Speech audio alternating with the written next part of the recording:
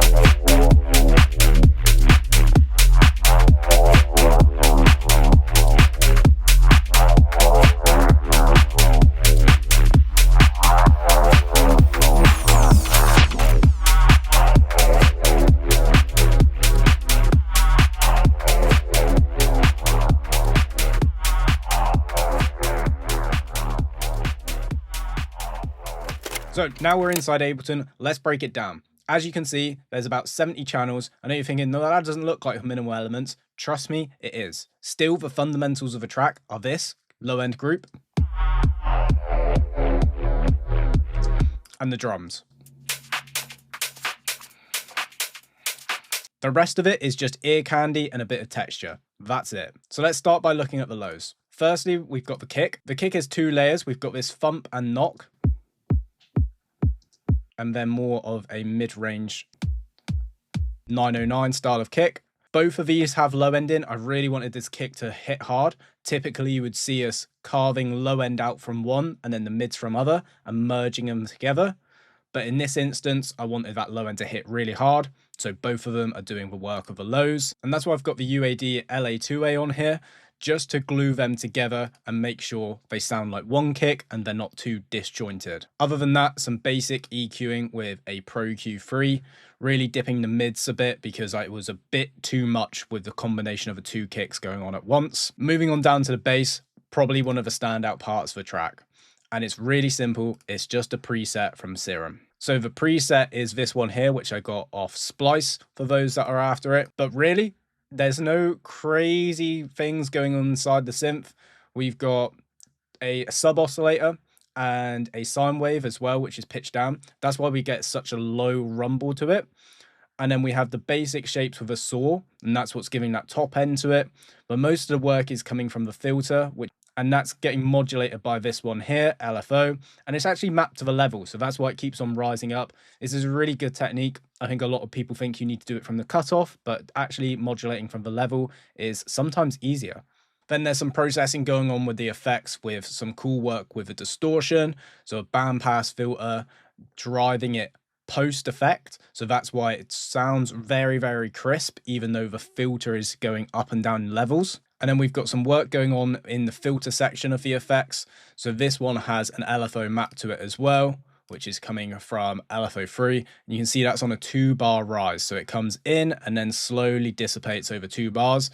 And that's how you hear the filter sort of open, wobble, and then slowly close every 2 bars. And then there's a bunch of other effects going on in there. Some of them I added myself, but a lot of them were just straight from the preset.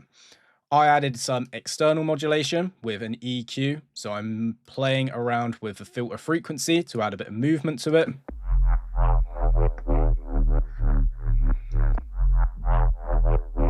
Helps give it that extra bit of depth. And at some points I also play around with the resonance, the Q of the EQ,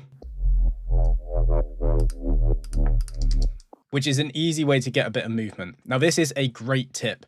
If you've got a preset which has been heavily sound designed by a preset and you have no idea what to do, sometimes it's best to leave that preset alone and then modulate externally with EQs, filters, reverbs, delays, whatever you want to do. Sometimes it's just best to leave the preset and do its thing and just put on effects that you know and understand, and you know that won't ruin the originality and the authentic nature of that preset.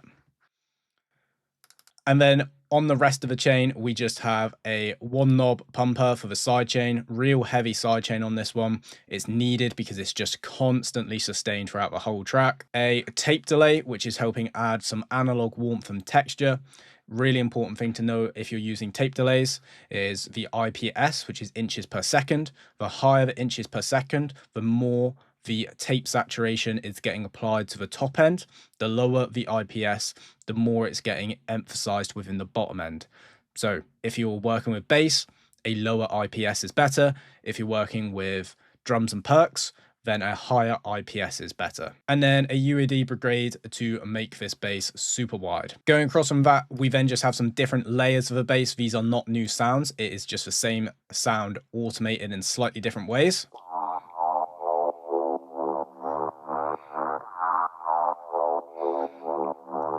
Same effects, I've just put RC20 on it and drove the wobble, and that's what makes this one sound a bit more modulated. Comes back to what I was touching on just before.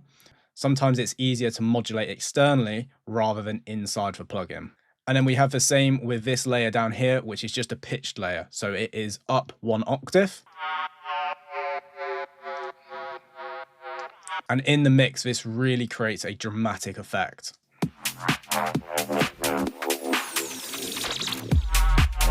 But that's everything going on in the bass. As you can see, dead simple. It's just manipulating that one core sound and seeing what else I can make from it. So now let's have a look at the drums. As I previously mentioned, I want these drums to be super slamming and give off that 2018, 2019 tech house vibe. So for that, we have to be very diligent with the sample selection that we're making. We need to make sure the drums are crisp, they're crunchy, they're very in-your-face sounds. And that's exactly what I've chose with the claps.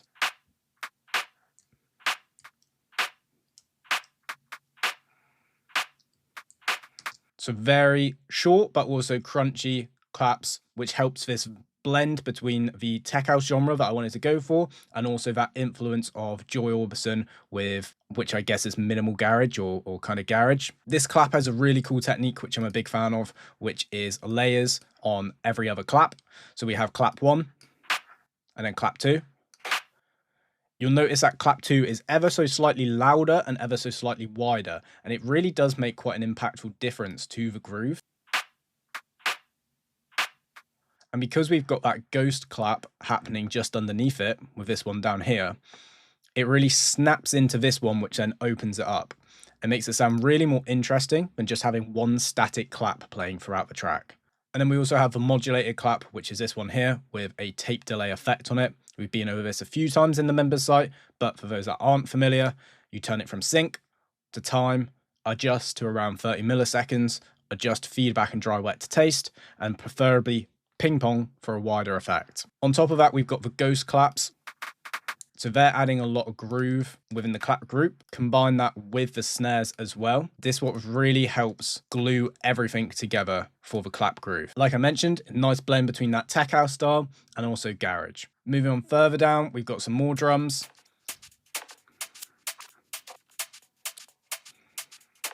So this is just effectively a top loop I have made, and that's why it's all in one group. This could all be consolidated into one channel and just be called tops. This was all made from drum racks with inside Ableton and me pulling sounds from Splice and just playing them in manually. It's my favorite way to build out all my drums. I'll breeze over these because they're dead simple. They're just different layers to help thicken up the closed hat. Again, going back to this simplistic approach, all of these 4 channels here could all be condensed into one loop and just be called closed hat. Tops to help fill out the mix. A lot of loops going on here with little to no effects. They're just there to help fill everything out. You can hear as well, they're quite thin, so they're not carrying too much of the groove. And then those open hats to open up the energy in the track. Then we'll just touch on the green group, which is percussion for me. A few modular loops just going on with some cool effects on the chain. So these are all the mixing effects. RC20 to really boost it all up. but really nothing fancy going on with any of these. They're just loops. So now we've broken down the track and have really shown you how simplistic it all is. Let's go through the arrangement. So I really want this to be a take-home message for this video and explain that you don't have to take the usual approach of 32 bar intro, 32 bar section, break, so on and so forth. You can really switch things up if you want to. And this is a great example of it. So we have a big intro, which was almost a build, to be honest. So 1 minute 30. Then we only have one breakdown, and it just tails out without any outro break or anything like that. It's just a nice progression down. So let's run through exactly what's going on within each section so you can take some inspiration from this and apply it to your own tracks. So the intro is one big build, as I mentioned. So it really plays with the energy of the track. It sort of drops in, but doesn't drop in too much, then takes away. And you can just feel the progression of energy really build up throughout.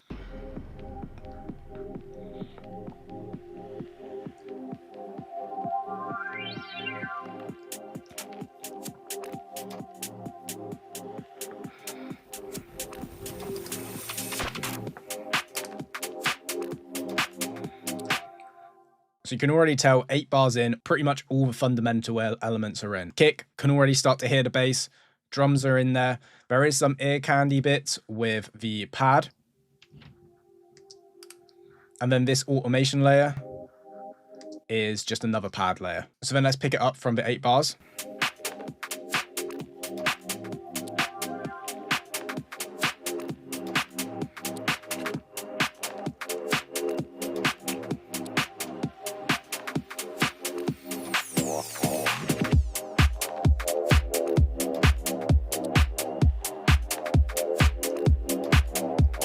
Then this section of the intro, we're not giving too much away. I'm just dropping in the low end of the kick.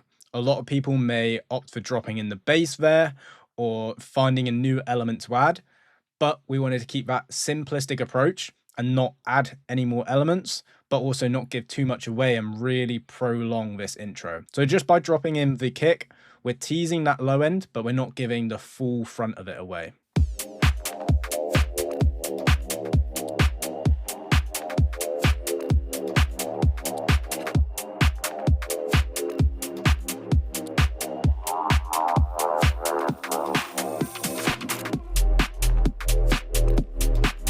A nice little switch of the low end there, so taking the lows of the kick away, but then bringing the lows in of the main bass. But the main bass is heavily filtered, so we're not getting all of that rich harmonics from it.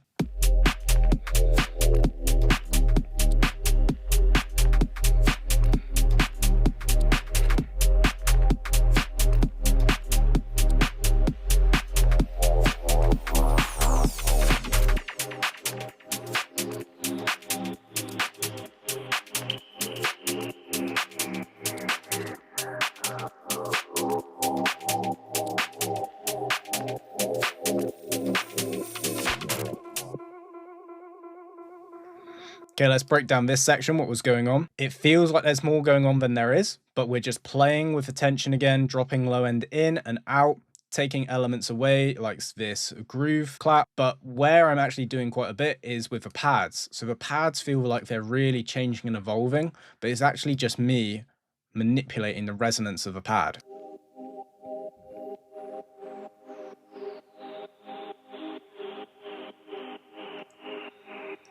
So the pad sounds completely different compared to when it's over here. And that's all just done via resonance. Yes, it's the same sound, but it does give off a slightly different vibe and characteristic. And it goes back to the fundamental points of this video. Do more with less. I could have opted for a new sound in there. I could have tried to find a new riser or a new atmospheric sound, but no, I did try to do more with less.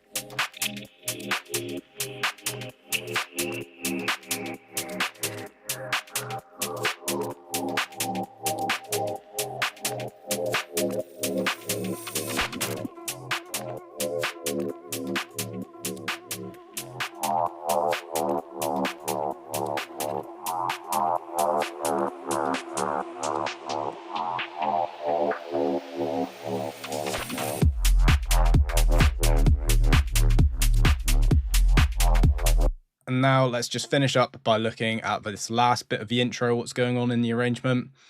Just stripping things away, very basic. So some volume automation on the drums, just taking it away. So they're still there, you can still hear them grooving, but we're making space for that impact to come in on the drop.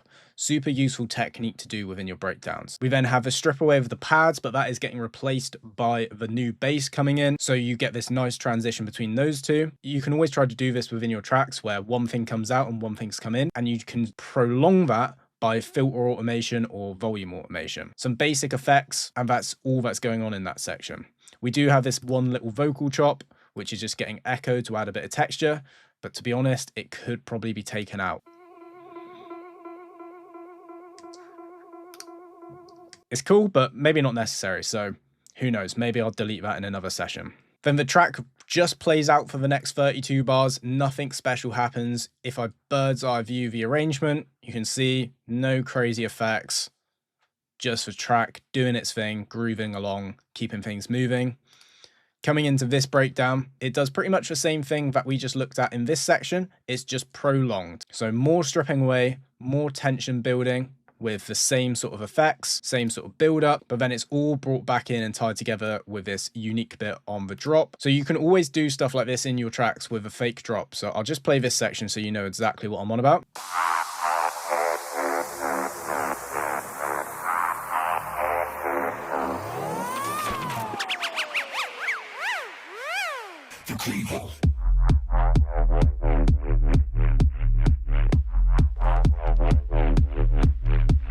So it's a really nice way just to switch things up, keep the crowd on their toes, because typically you'd expect it to drop in there, but you delay it slightly with some cool effects and just a one-shot vocal, which I sampled from a drum and bass track. You get this really unique effect. Then you just have to make sure that you build things up again within the fake drop section to then hit harder when it drops back in.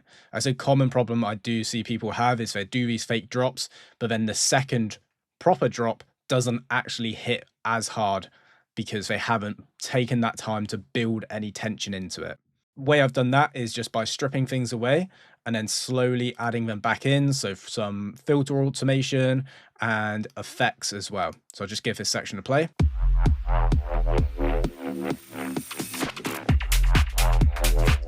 Simple, but the payoff's there. If I just had it roll into those drums, it wouldn't have sounded as impactful as it currently does. And then finishing up on the arrangement, it just tails off really nicely. There's no break going out of it. You can see everything just starts to slowly filter down and taper out if I play this section out.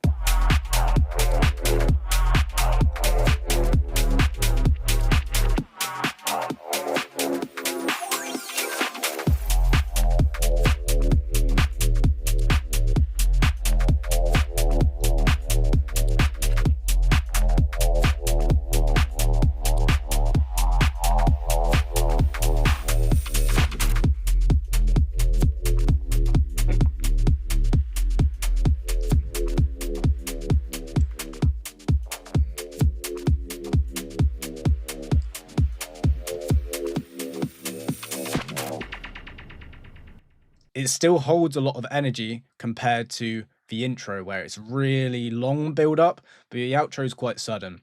That was completely intentional. I wanted the listener to still be on their toes going into the outro, almost wanting more, to be honest. And I wanted the listener to finish this song and feel this sense of, wow, what just actually happened, instead of that nice tapered down in energy, almost to get them to pull back and listen through the track. So you can always craft and be intentional with what you're doing when it comes to the arrangement of a track. You just got to make sure it also suits the vibe of a track. If I didn't have this super dramatic breakdown, the big build up within the intro, and this kind of almost constant rising increase in tension, and then a drop off, this style of arrangement wouldn't work. So I hope you found this track breakdown useful. The project file is going to be in the Discord chat, so you can always go and check it out. Always drop me a message as well if you have any questions, and I can't wait to see you in the next video.